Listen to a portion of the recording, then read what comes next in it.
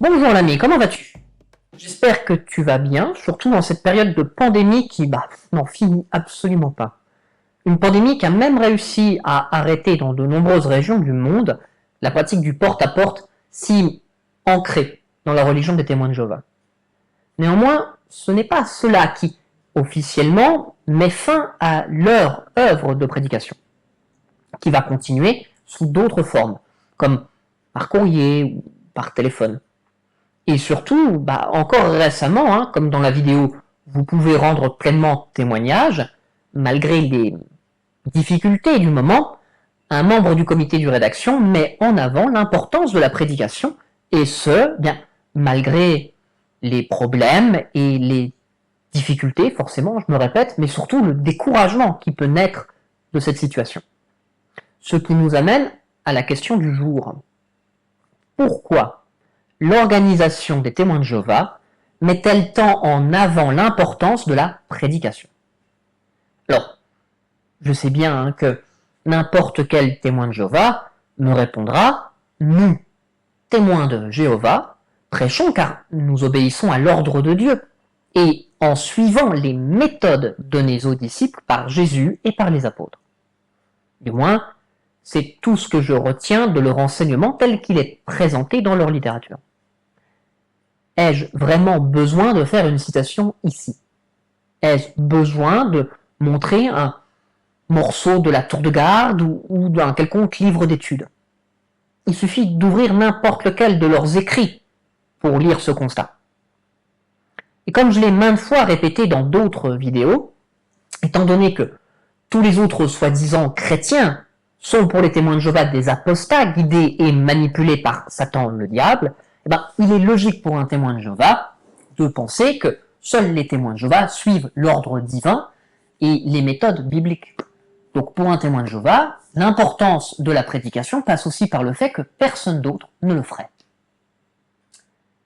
Fin de l'histoire. Du coup, pour un témoin de Jéhovah, il est clair que seule sa religion est en train à l'heure actuelle de mener une œuvre mondiale de prédication. Preuve manifeste de plus qu'il est dans la vraie religion. Mais je me demande parfois si les témoins de Jéhovah ont, ne serait-ce qu'une connaissance superficielle de ce qui se fait dans les autres mouvements qui se veulent chrétiens. Toutes les églises que j'ai pu étudier jusqu'à présent ont parfaitement conscience que l'évangélisation est une base du christianisme. Et toutes, ça peut peut-être surprendre certains, mènent des œuvres globales et locales pour promouvoir les évangiles, aussi bien du côté des catholiques que du côté des protestants ou des orthodoxes. D'ailleurs, certains de ces mouvements sont en pleine croissance, non seulement dans le monde, mais aussi dans un pays aussi religieux que l'est notre pays, la France. En tout cas que l'est mon pays, la France. Parce que tout le monde n'est peut-être pas français de ceux qui regardent ces vidéos. D'ailleurs, en description, je mettrai des liens pour mieux te faire une idée du comment ces religions se représentent et mettent en pratique l'obligation biblique de la prédication. Il y a des choses très intéressantes, peut-être des points de vue que tu n'as jamais eu, qu'on ne t'a jamais présenté. Mais force est de constater que pour certains, en tout cas pour certaines de ces religions, ces types de prédications sont très efficaces.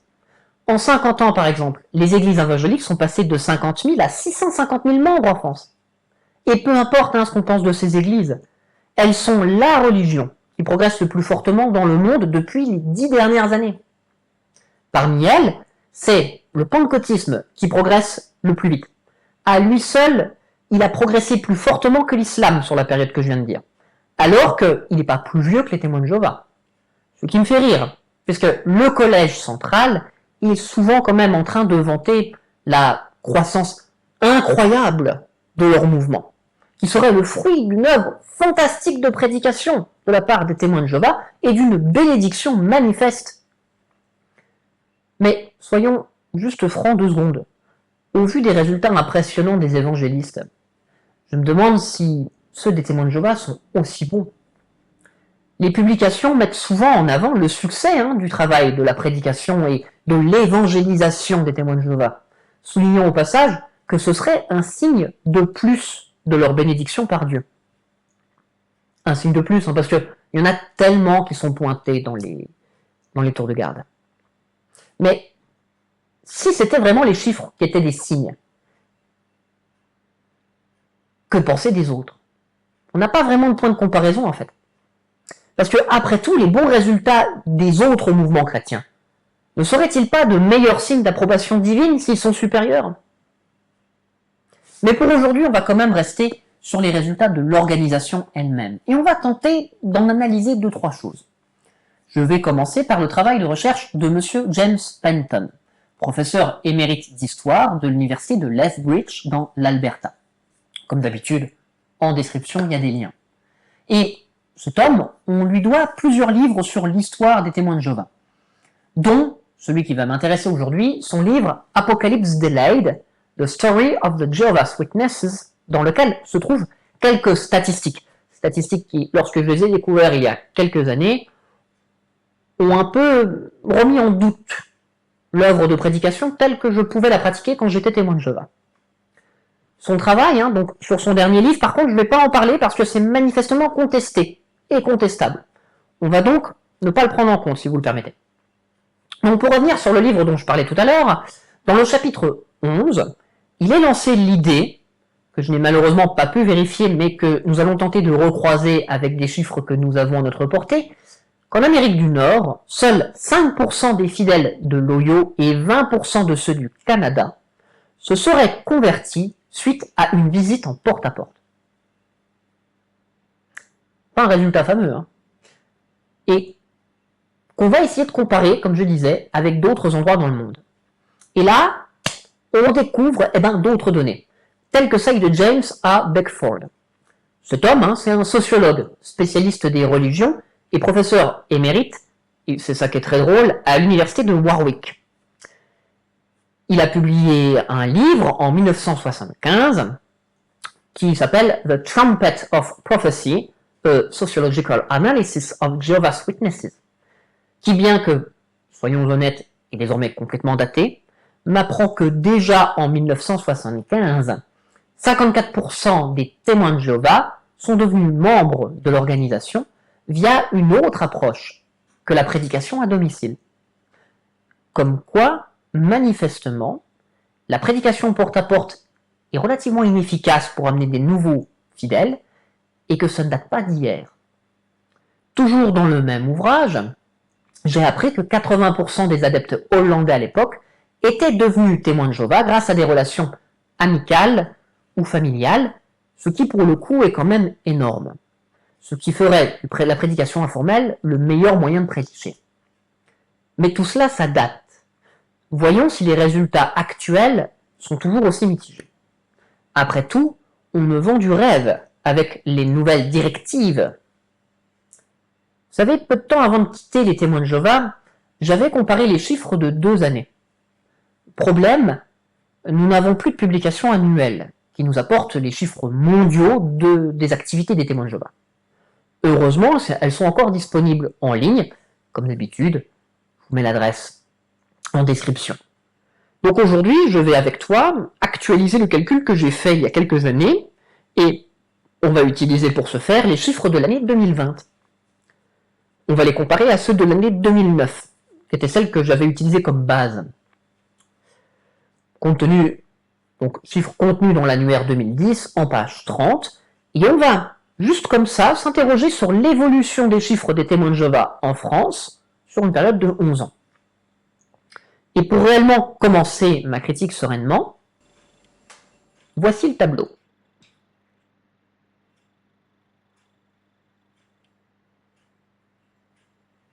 Alors, je n'ai pas trouvé le nombre d'heures de prédication en 2020. Si vous les connaissez, n'hésitez pas à les partager. Mais force est de constater que la progression des témoins de Jéhovah sur 11 ans est faible. Et surtout, elle n'est pas cohérente avec les chiffres de croissance annuels cumulés. Sur cette période, en France, il est annoncé chaque année une augmentation de 1%. 1% de croissance par an, tous les ans pendant 11 ans, ça ne donne pas ce résultat. nous aurions dû connaître un coefficient multiplicateur de 1,01 exposant 11. C'est-à-dire que sur la période, si les chiffres étaient exactement tels qu'ils sont annoncés, la croissance des témoins de Jéhovah en France aurait dû être de 11,56%. Manifestement, déjà, il est force est de constater que des gens se sont perdus durant la période. Exclusion, retrait volontaire peut-être. On pourrait éventuellement pondérer par des décès naturels, mais si c'était le cas, le taux de mortalité serait vraiment énorme. Le nombre de baptêmes par an, on peut constater aussi, est particulièrement stable. Et bien que, j'ai pas toutes les données, il pourrait s'expliquer tout simplement par un renouvellement naturel, puisque le taux de croissance de la population française sur la même période est de 4,69%. Il est donc plus probable que la croissance des témoins de Jéhovah en France soit due en majorité à l'entrée dans la religion des enfants des membres. Encore une fois, il me manque une donnée quand même pour en être vraiment sûr, c'est la natalité chez les témoins de Jéhovah. Mais statistiquement, cela ferait sens. De plus, si je prends les chiffres de 2009, avec ce chiffre d'heures de prédication pour ce chiffre de baptême, cela fait 9230,78 heures de prédication pour amener à un nouveau baptême. Soit, si je considère une moyenne mensuelle de 12 heures de prédication par semaine, donc de 12 heures de prédication par mois, soit 144 heures par an. Ça me paraît pas mal. Ça veut dire qu'il faudrait 64 ans de prédication pour faire un disciple en 2009. Toutes méthodes confondues. Et sans prendre en compte les petits malins qui trafiqueraient les chiffres, et surtout en se disant qu'il y a des baptêmes gratuits avec les enfants des témoins de Jéhovah. Et donc là, qu'est-ce qu'on peut constater? C'est que la prédication des témoins de Jéhovah est tout sauf efficace, surtout comparé à d'autres mouvements chrétiens qui, eux, sont en pleine croissance. D'ailleurs, pour aller un peu dans le même sens, il y a un rapport de 98 de la Sofres que je vais mettre en lien, qui est un rapport officiel, qui montre que la majorité des témoins de Jéhovah à cette époque l'étaient devenus grâce à leur famille ou à des contacts amicaux. Bien que manifestement, déjà à l'époque, la proportion d'enfants qui restent dans la vérité sur la durée ne soit pas si élevée que cela. Il y a déjà, les gens ils se font baptiser, puis ensuite ils quittent le mouvement.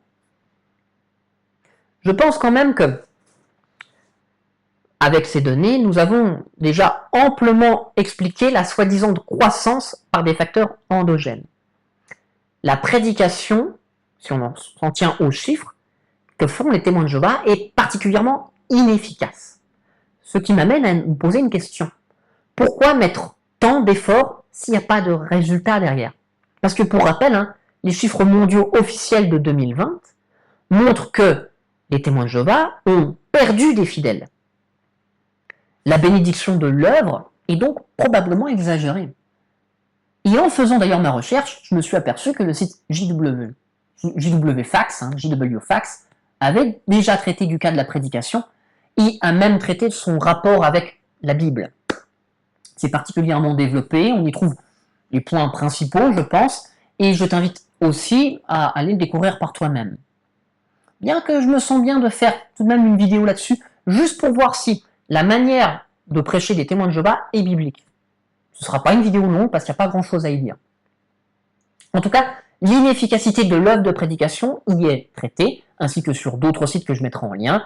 Bref, j'aurais pu m'épargner des heures de recherche et j'aurais pu m'épargner des calculs. Mais où se trouverait la maïeutique? Il est une chose d'entendre, il en est une autre de découvrir. Et c'est pour ça que je t'invite toujours à aller lire par toi-même les liens que je mets, pour que tu puisses découvrir. Ça s'intègre mieux quand c'est comme ça. Néanmoins, on en arrive toujours à ma question. Et je pense, mais ce n'est que mon avis, que cela vient au fait que notre action peut façonner notre pensée. Vous savez, en science, il y a ce qu'on appelle la réversibilité. Par exemple, un moteur Stirling crée un mouvement à partir d'un échange thermique. Mais il peut aussi faire l'inverse, en créant un échange thermique à partir d'un mouvement mécanique. Et en ce qui me concerne, je pense que l'action façonne aussi la pensée en retour. Et que c'est sûrement là que se trouve l'intérêt de la prédication pour l'organisation. La prédication n'est peut-être pas tournée vers le monde extérieur, mais vers l'intérieur de l'organisation. Aujourd'hui, je vais donc examiner l'intérêt collectif de la prédication, puis ce qu'elle change au niveau individuel dans la vie d'un témoin de Jéhovah. Et commençons par nous demander quel comportement celle-ci encourage-t-elle à l'échelle du groupe. Le premier qui me vient à l'esprit, c'est celui de renforcer la cohésion de l'assemblée. En effet, tous, quelles que soient nos capacités, devons présenter un front uni devant les gens qui sont visités ou qui sont contactés par les témoins de Jéhovah. Ainsi, le fait de nous imposer une technique difficile prendrait tout son sens. En effet, faire du porte-à-porte, parce que c'est la méthode privilégiée, et c'est la méthode qui reviendra au devant de la scène dès que la crise du Covid-19 sera finie, c'est non seulement affronter l'indifférence, voire carrément l'hostilité, mais c'est aussi affronter la rudesse des éléments. Je l'ai déjà évoqué, mais nombre de mes frères et sœurs éprouvent une réelle fierté à affronter le froid, la pluie, la canicule ou tout autre obstacle pour apporter un message aux indifférents. C'est cela qui, dans leur esprit, fait d'eux des chrétiens supérieurs aux autres, parce que capables d'endurer pour le bien de la foi. Je commence même à me dire que dans leur esprit, ce n'est pas l'efficacité de leur prédication qui compte, mais l'obéissance à un ordre qui leur est donné. D'ailleurs, il est vrai que durant les réunions, nous sommes encouragés à ne pas nous décourager si on ne rencontre pas de bons résultats. Que ce qui compte, ce n'est pas vraiment le résultat, c'est d'offrir à Jéhovah de son temps, de lui prouver par là, par le sacrifice de nos lèvres, que nous l'aimons et que nous lui obéissons, en vue d'avoir une récompense. Cela commence même très tôt, Il en est même question dans les livres pour enfants. Sur le site jw.org, par exemple, il suffit de faire un tour sur la rubrique enfants pour se rendre compte que nous sommes entraînés, encouragés, oui, mais surtout entraînés à supporter le découragement depuis notre plus jeune âge. L'action commune de la prédication serait-elle le ciment qui unifie la communauté face au monde? La prédication, cette source de fierté, ne serait-elle qu'un moyen de vous démarquer du commun des mortels? De vous prendre pour une élite? Parce que c'est flatteur, en effet, de se considérer comme étant au-dessus des autres. Et que n'est-on pas prêt à sacrifier pour rester à la hauteur, c'est-à-dire au-dessus de nos semblables? Je viens de soulever beaucoup de questions, j'en ai conscience. Mais je ne saurais dire pourquoi, mais me vient à l'esprit en ce moment une idée de Sartre que l'émergence d'un groupe passe par l'antagonisme et que par conséquent, cela passe par la lutte, c'est-à-dire ici la prédication. Je sais, la notion de groupe chez Sartre se rapporte à une certaine conception de la révolution.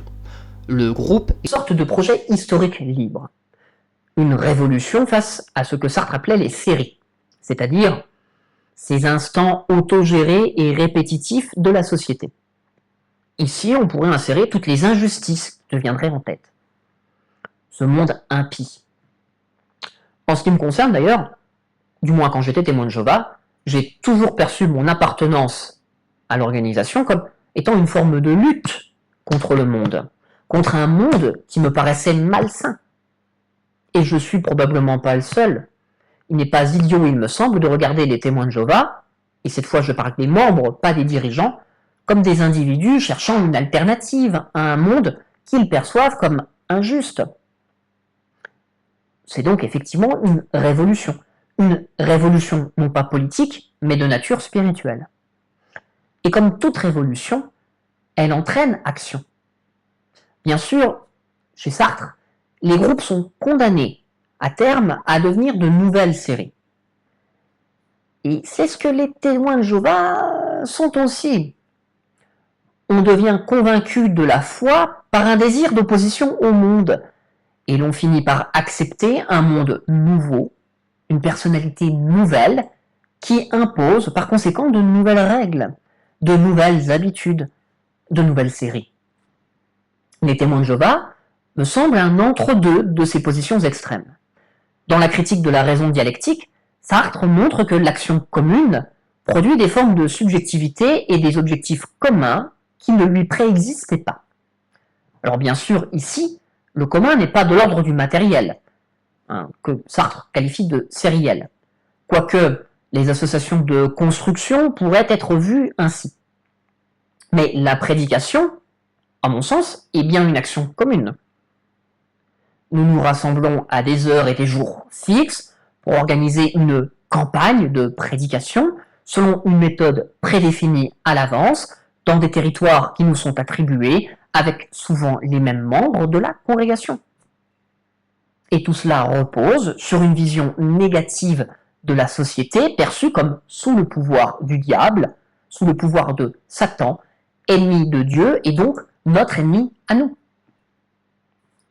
Le refus d'ailleurs, que l'on essuie en porte-à-porte, ou l'interdiction de la pratique par certaines autorités politiques, ne fait ainsi que renforcer la vision négative du non-témoin de Jéhovah, augmentant par là même la paranoïa et fortifiant un sentiment d'élection divine.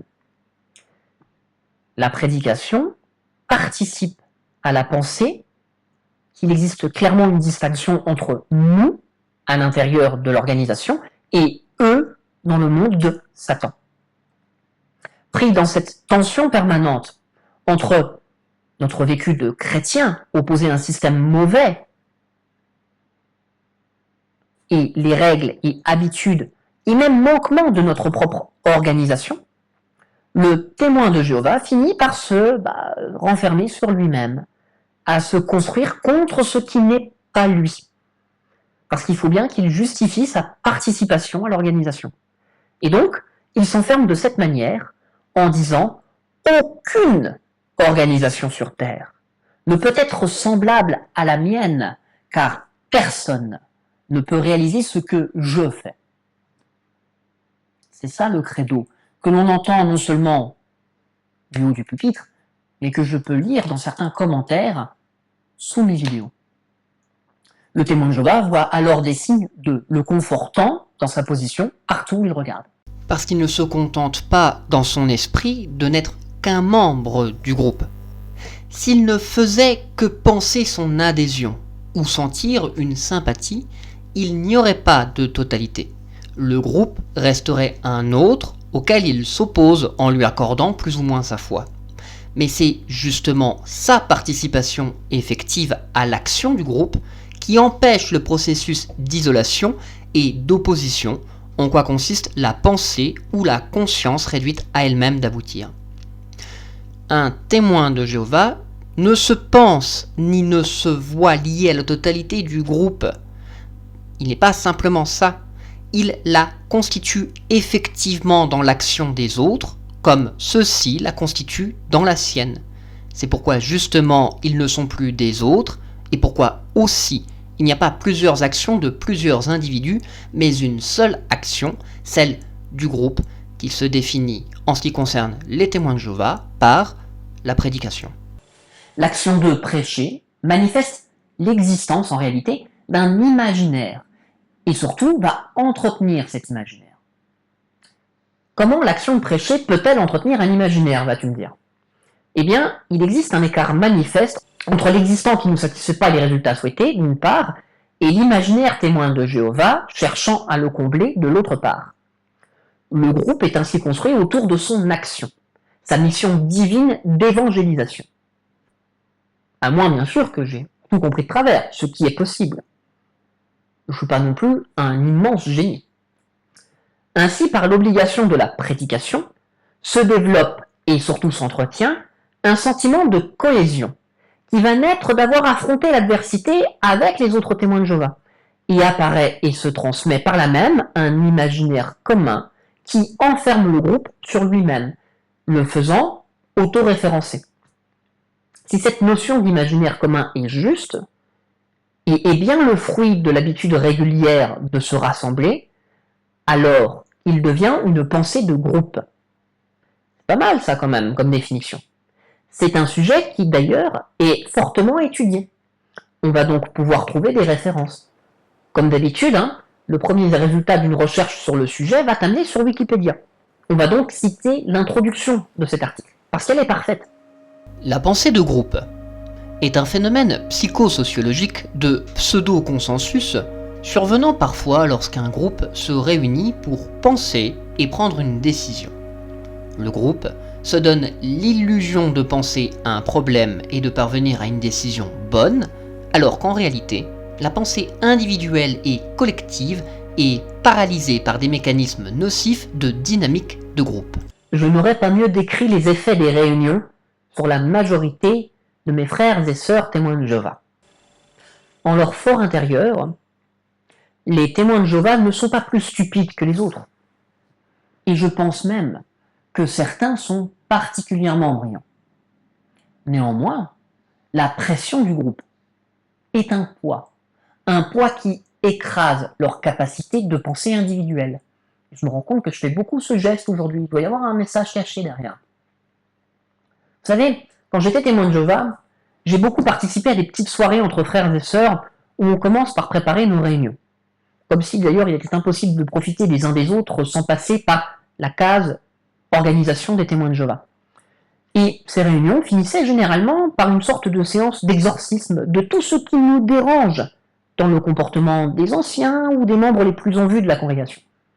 Pourquoi est-ce que ça finissait comme ça ? Parce qu'il est impossible de faire en grand comité le constat qu'il est irréconciliable de prétendre prêcher l'amour tout en se nourrissant des commérages. Beaucoup croient dans leur fort intérieur que les décisions collectives ne sont pas sages ou pertinentes, mais ils vont se taire pour se conformer à l'imagination collective. Cette imagination collective qui dit que Jéhovah ne bénit que ceux qui obéissent à l'autorité spirituelle qu'il a mis en place. Quels sont les symptômes d'une pensée collective qui serait nocive ? Eh bien, l'article de Wikipédia continue. les 8 symptômes de la pensée de groupe. Premièrement, l'illusion de l'invulnérabilité. Lorsque les groupes se croient intouchables, ils ont tendance à réprimer la dissidence. Deuxièmement, la rationalisation. Un groupe est plus soudé lorsqu'il justifie collectivement ses actions. Troisièmement, la croyance en la supériorité morale du groupe. Lorsqu'un groupe pense qu'il est moral, il a tendance à ignorer sa propre immoralité. Quatrièmement, la transformation de l'opposant en stéréotype. Lorsqu'un opposant est considéré avec partialité ou avec des préjugés, les affirmations qui contredisent les convictions du groupe sont ignorées. Cinquièmement, la pression de la conformité.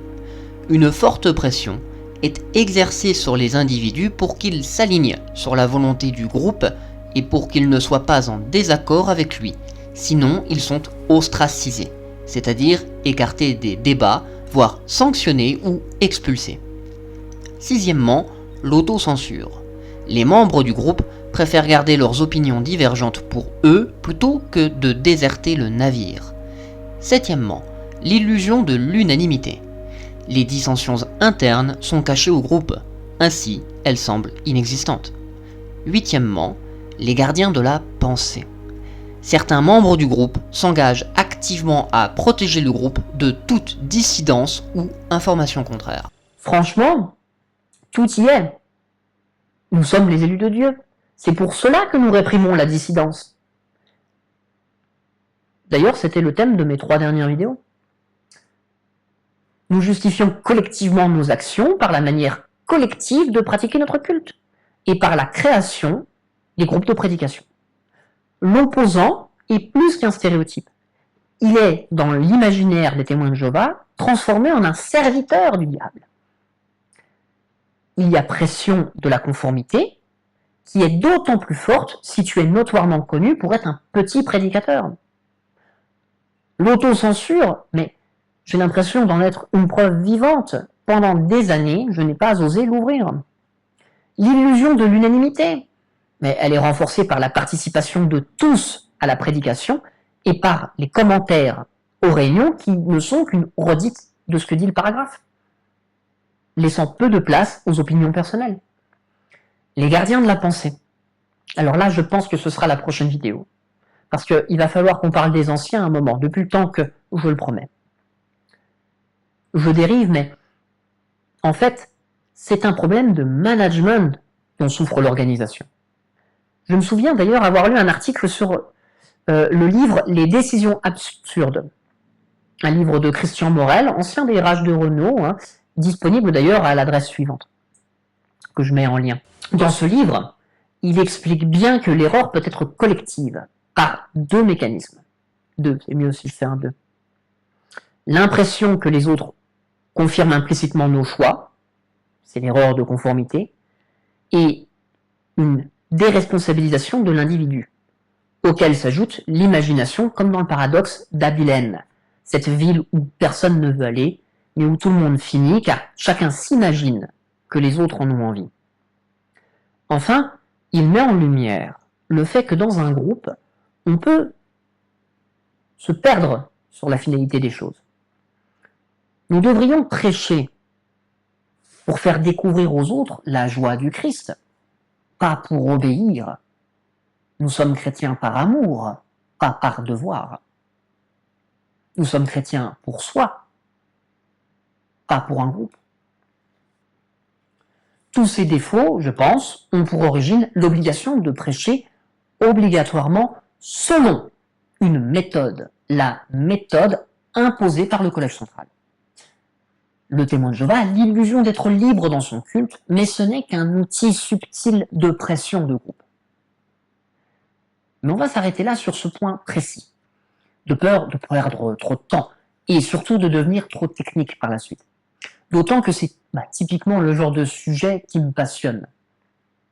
Mais tu verras que si tu fais quelques recherches, surtout en anglais, on peut trouver plusieurs articles intéressants sur le sujet, aussi bien d'ailleurs pour appuyer que pour déconstruire cette hypothèse.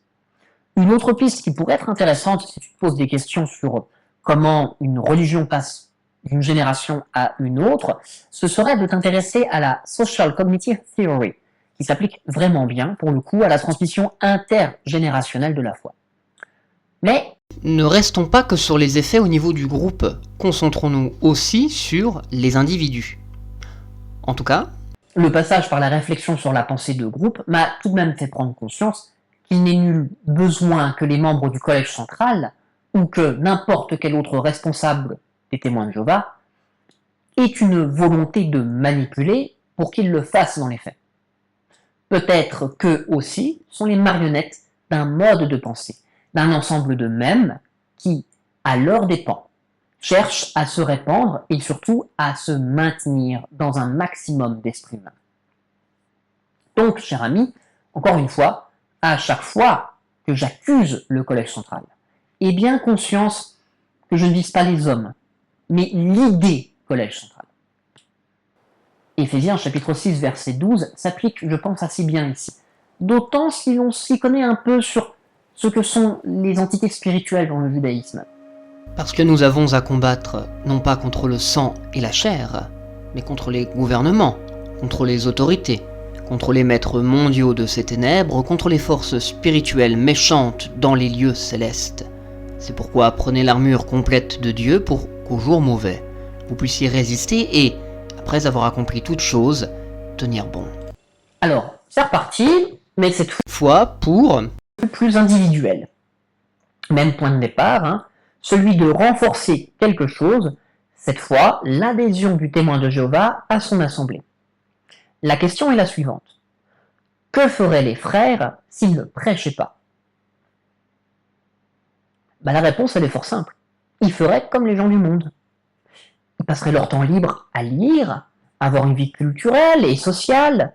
Pire, ils regarderaient la télé et ils iraient sur Internet, finissant forcément par tomber sur des chaînes comme la mienne ou sur des sites apostats. Bref, ils s'exposeraient à l'esprit du monde, ce qui pourrait remettre en question l'influence que l'organisation a sur eux. Et d'ailleurs, cela s'est fait sentir en 2020, avec les réunions dématérialisées, avec l'arrêt du porte-à-porte et des présentoirs. Ce que j'insinue, Et donc, pour éviter que les témoins de Jéhovah se nourrissent des doutes, il faut les maintenir occupés. Et quelle meilleure manière que de l'engager personnellement dans une activité qui serait commandée par Jéhovah en personne. Dans mon expérience professionnelle, j'ai eu souvent l'occasion de faire le commercial et l'animateur commercial. Et la première leçon de ce métier, c'est que pour vendre, il faut avoir l'air convaincant. Ce qui n'est possible que si on a l'air convaincu.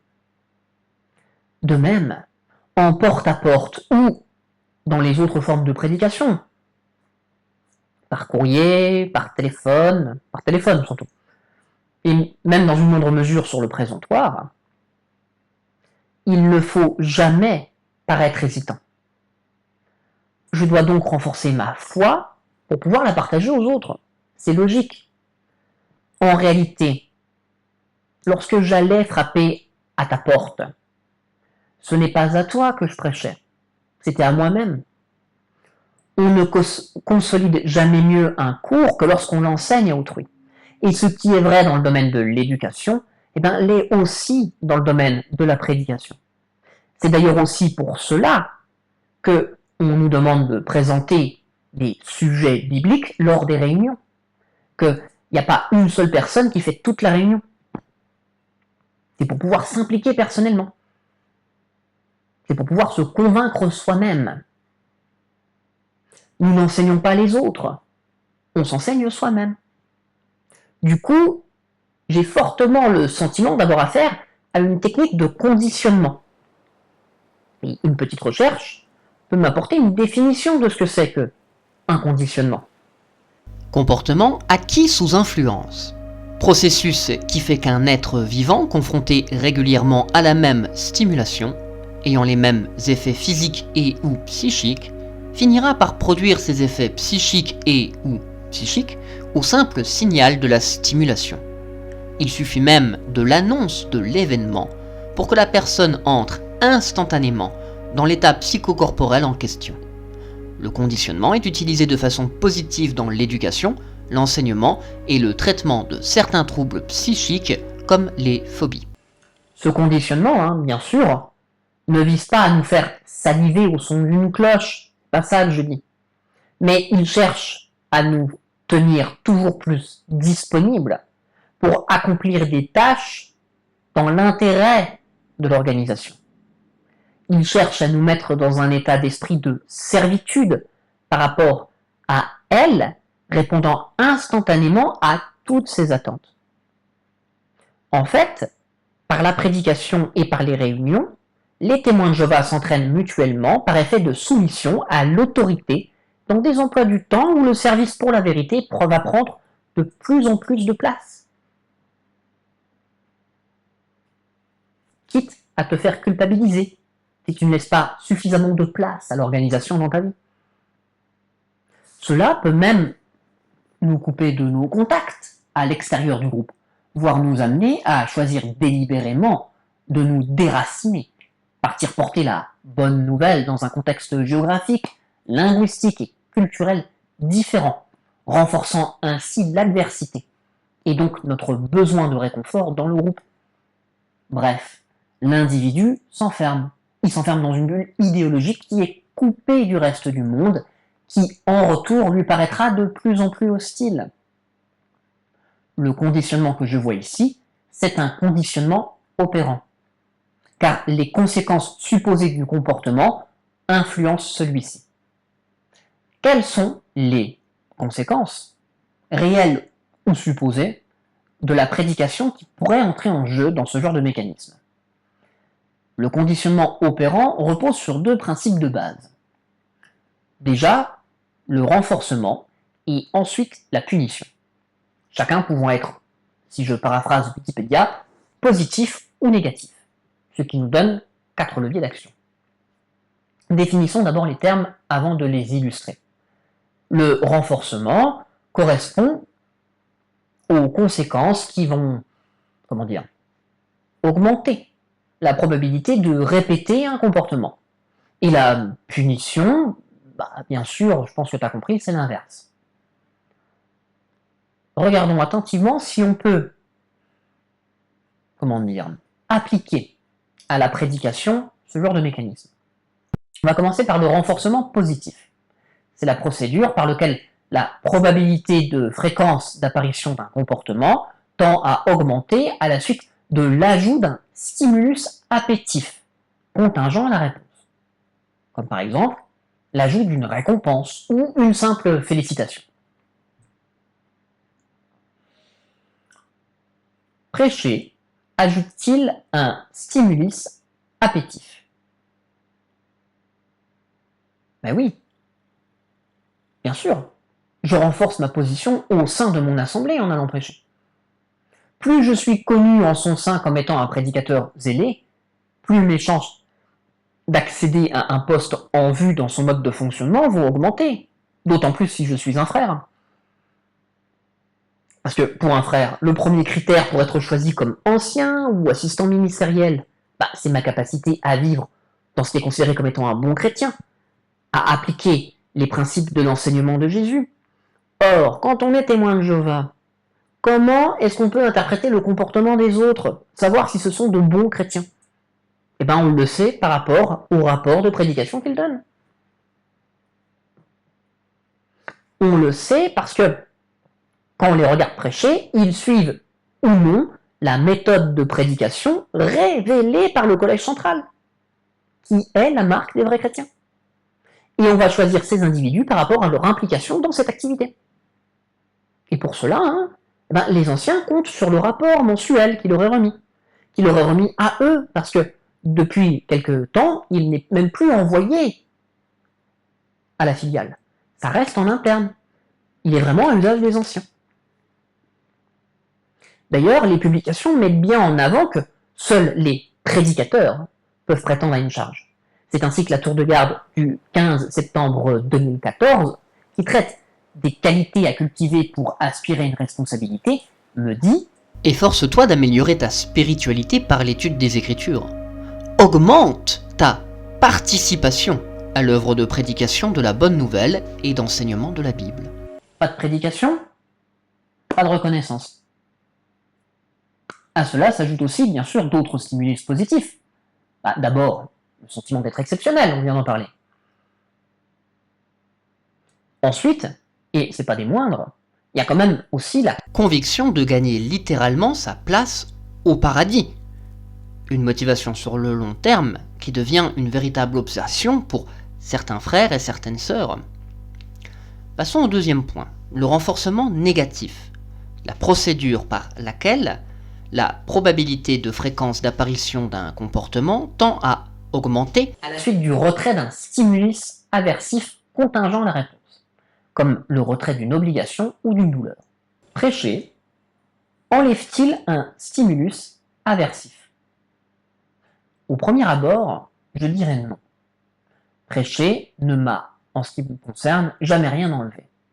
Mais j'ai quand même souvent entendu et lu des témoignages prétendant que mes frères et sœurs ressortaient libérés de leurs problèmes personnels après une bonne séance de prédication. Partons donc du principe que la prédication permet de détourner l'attention de ce qui la trouble, en la concentrant sur les bénéfices que nous avons exprimés précédemment. Dans ce cas, pourquoi pas? On pourrait admettre qu'il existe un renforcement négatif, celui correspondant à l'apaisement du mal que perçoit le chrétien. Alors oui, je l'ai exprimé il y a à peine quelques minutes, mais le témoin de Jéhovah perçoit quand même ce monde de manière globalement négative, et prêcher peut éventuellement lui permettre de rétablir ce qu'il perçoit comme un déséquilibre spirituel. Il permet à ses concitoyens, en quelque sorte, de faire la paix avec Dieu, du moins dans son esprit, rééquilibrant l'imperfection de ce monde, le libérant de sa crise métaphysique. Troisièmement, la punition positive. Alors, la punition positive, c'est la procédure par laquelle la probabilité de fréquence d'apparition d'un comportement va tendre à diminuer à la suite de l'ajout d'un stimuli aversif ou conséquence aversive contingente au comportement ciblé. c'est l'ajout d'une obligation, l'ajout d'une douleur. Ne pas prêcher ajoute-t-il un stimulus aversif? Je te laisse réfléchir quelques instants. Déjà, c'est une obligation pour être un vrai disciple de Jésus. Puis-je considérer cela comme une punition positive? La prédication me fait expérimenter le mauvais accueil et la persécution, plutôt considérés comme des signes de mon appartenance à la vraie religion. Du coup, trop de confort me mettrait du côté du monde. Est-ce que ça aussi, ça rentrerait dans cette catégorie? En tout cas, est-ce que ce genre de discours favoriserait ce genre de conclusion? Je vais te laisser décider, mon ami. Surtout si tu es psychologue ou que tu as des notions en psychologie. Et enfin, quatrième levier, la punition négative. Procédure par laquelle la probabilité de fréquence d'apparition d'un comportement tend à diminuer à la suite du retrait d'un stimulus affectif. Exemple, retrait d'un privilège ou d'un droit.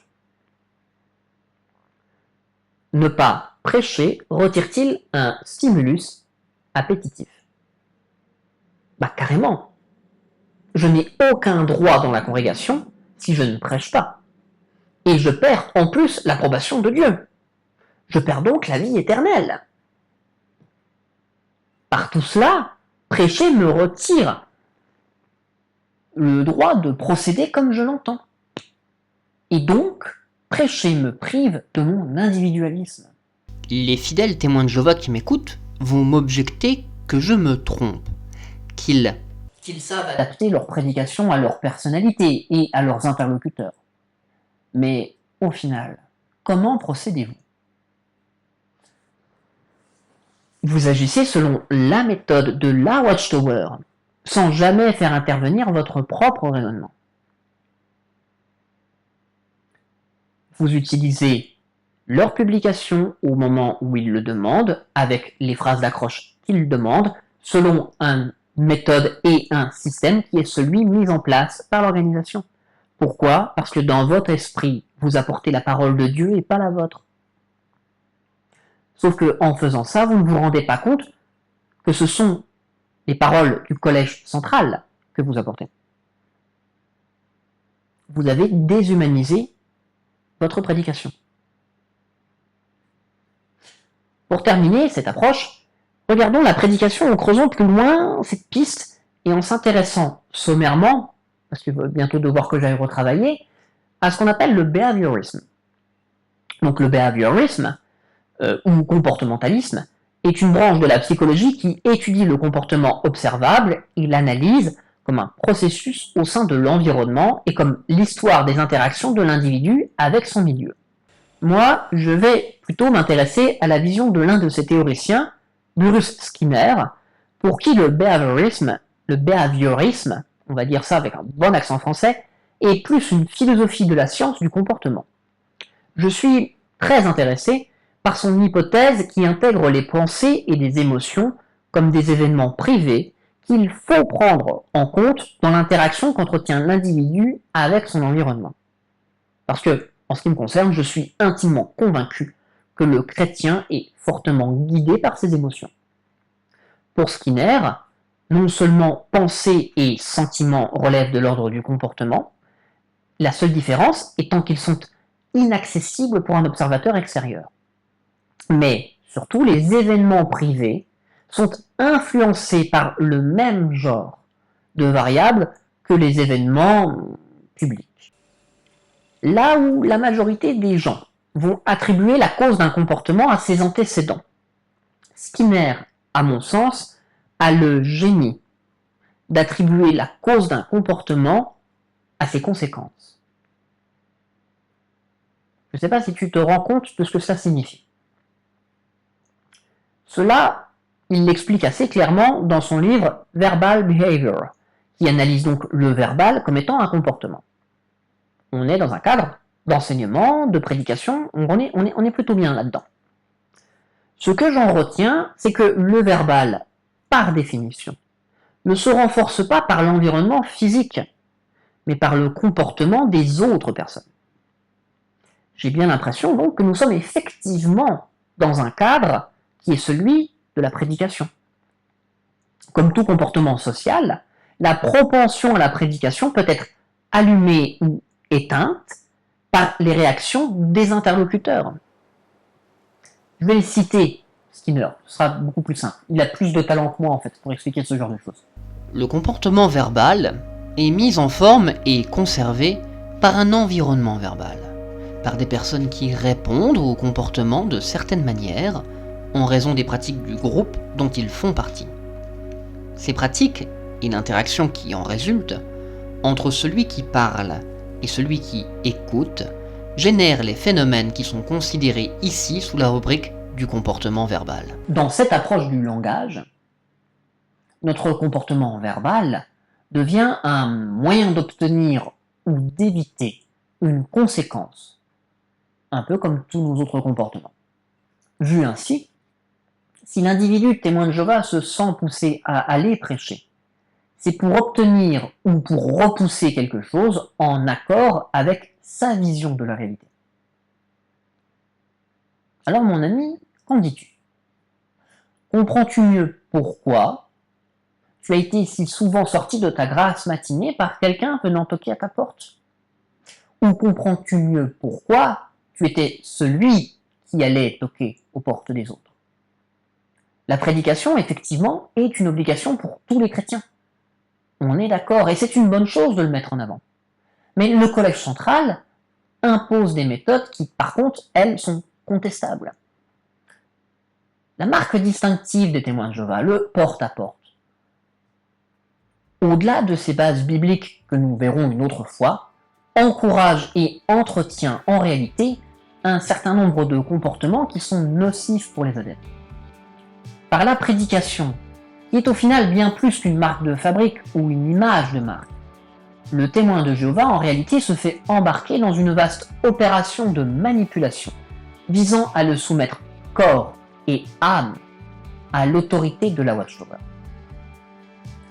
Penses-tu sincèrement que c'est cela la volonté du Christ? Est-ce cela qui te permettra de répandre efficacement la connaissance des évangiles? Est-ce en suivant les méthodes de l'organisation que tu amélioreras, voire que tu sauveras des vies, dont la tienne?